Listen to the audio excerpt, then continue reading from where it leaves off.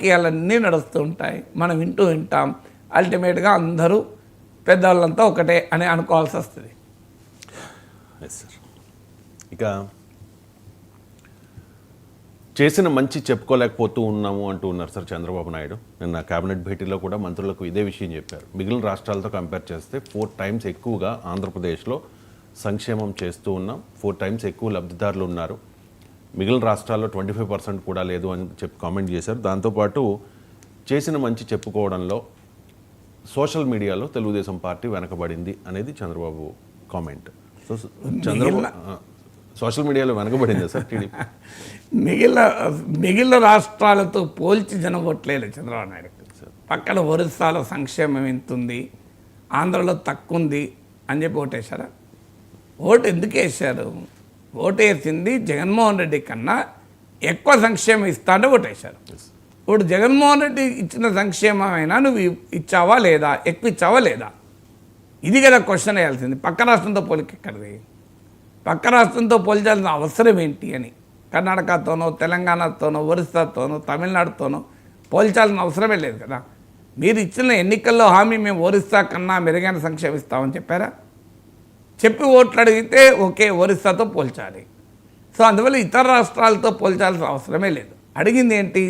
Jaganmohan Reddy pension కన్నా నేను ఎక్కువ పింఛన్ ఇస్తాను, జగన్మోహన్ రెడ్డి అమ్మ ఒడికి ఒక్కరికి ఇస్తే నేను ఇద్దరికి ఎంతమందికైనా ఇస్తాను, జగన్మోహన్ రెడ్డి ఇచ్చే రైతు భరోసా కన్నా నేను ఎక్కువ ఇస్తాను, జగన్మోహన్ రెడ్డి ఇవ్వని మహిళలకు ఉచిత రవాణా ఇస్తాను, జగన్మోహన్ రెడ్డి ఇవ్వని సిలిండర్లు ఇస్తాను, జగన్మోహన్ రెడ్డి ఇవ్వని నిరుద్యోగ భృతి ఇస్తాను, జగన్మోహన్ రెడ్డి ఇవ్వని ప్రతి మహిళ అకౌంట్లో డబ్బులు ఇస్తాను.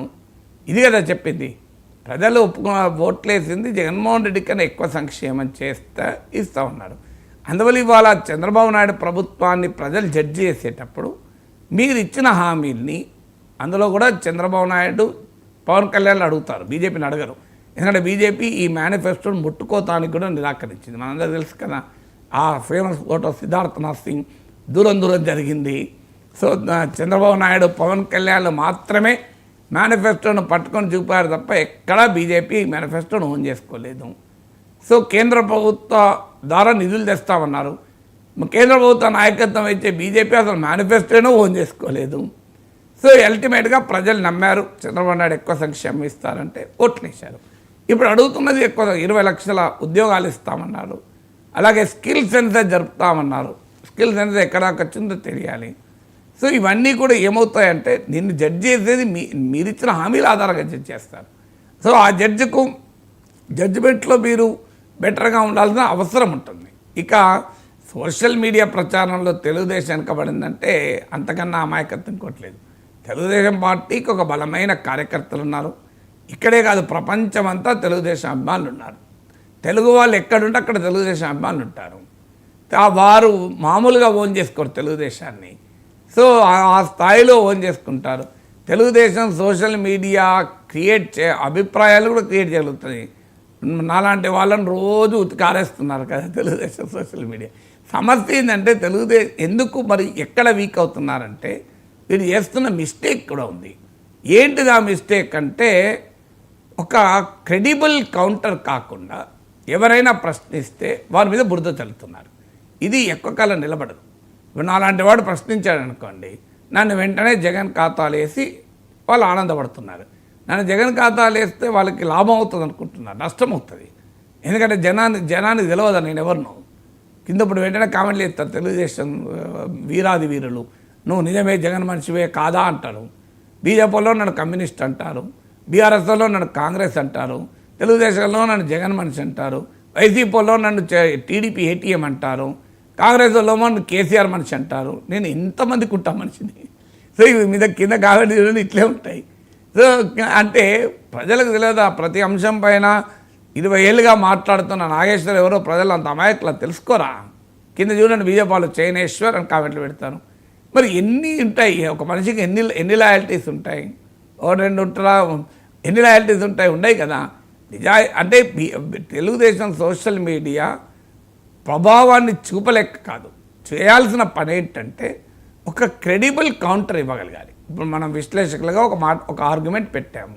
ఇప్పుడు ఉదాహరణకు నేను అన్నాను, చంద్రబాబు టీడీపీ జగన్మోహన్ రెడ్డి కన్నా ఎక్కువ సంక్షేమాన్ని ఇస్తానని అధికారంలోకి వచ్చింది, ప్రజలు దాని ఆధారంగా జడ్జ్ చేస్తారన్నాడు.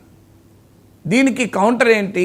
ఇంకో జగన్మోహన్ రెడ్డి ఇచ్చిన సంక్షేమం ఎంత, ఏడాదిలో ఎన్ని కోట్లు ఆయన కేటాయించాడు, చంద్రబాబు నాయుడు ప్రభుత్వం ఎన్ని కోట్లు కేటాయించింది, ఏ పథకం కింద ఎంతమంది లబ్ధిదారులకు జగన్మోహన్ రెడ్డి మెయిల్ చేశాడు, చంద్రబాబు నాయుడు మెయిల్ చేశాడు, దీన్ని డేటాతో సహా ఇచ్చి ఇంకో చూడండి నాగేశ్వర్ గారు కూడా అనవసరం అవసరం, చూడండి నాగేశ్వర్ ఇంకో జగన్మోహన్ రెడ్డి ఇచ్చిన సంక్షేమం కన్నా మా చంద్రబాబు నాయుడు ఎక్కువ ఇచ్చాడు, ఇంకో మీలాంటి వాళ్ళు కూడా నేర్చుకోండి అని చెప్పచ్చు.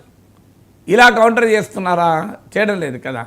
ఇలా కౌంటర్ విశాఖ స్టీల్ ప్లాంట్ పైన మీరు ప్రతిపక్షంలో ఉన్నప్పుడు ఇది ప్రజల సెంటిమెంటు, పవన్ కళ్యాణ్ కూడా దాని పోరాటంలో పాల్గొన్నాడు, 11,400 కోట్లు రావడంతోనే ఇది విశాఖ స్టీల్కు చంద్రబాబు నాయుడు చూపినటువంటి మార్గం అన్నారు. అంటే నాలాంటి వాడు ఆ 11,400 కోట్లు దేనికి ఖర్చు పెడుతున్నారు? ప్రభుత్వం కేంద్ర క్యాబినెట్ నిర్ణయము ఇప్పటికీ ప్రైవేటీకరణ నిర్ణయం అలాగే ఉంది అని నేను అన్నాను. కాదు, లేదు, ఇంకో మోడీయే సర్కులర్ ఇచ్చిండు, ఇంకో చూడండి జీవో విశాఖ స్టీల్ ప్లాంట్ను ప్రైవేట్ చేయమని అని ఆ జీవో చూపెట్టండి ఉంటే అయిపోతుంది కదా. నాగేశ్వర అంటే వాళ్ళ కౌంటర్ అదే కదా.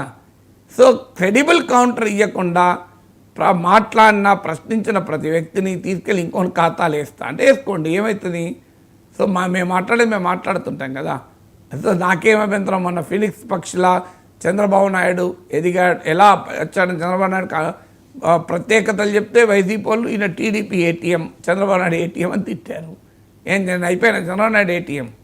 సో టీడీపీ వాళ్ళు దాన్ని బ్రహ్మాండంగా సర్క్యులేట్ చేసుకున్నారు. అందువల్ల సోషల్ మీడియాలో మీరు కౌంటర్ చేయాలంటే counter with facts, counter with reality. అదొకటే కదా. సోషల్ మీడియా ప్రచారానికి అభూత కల్పనలు చెప్తే ప్రయోజనం ఉండదు కదా.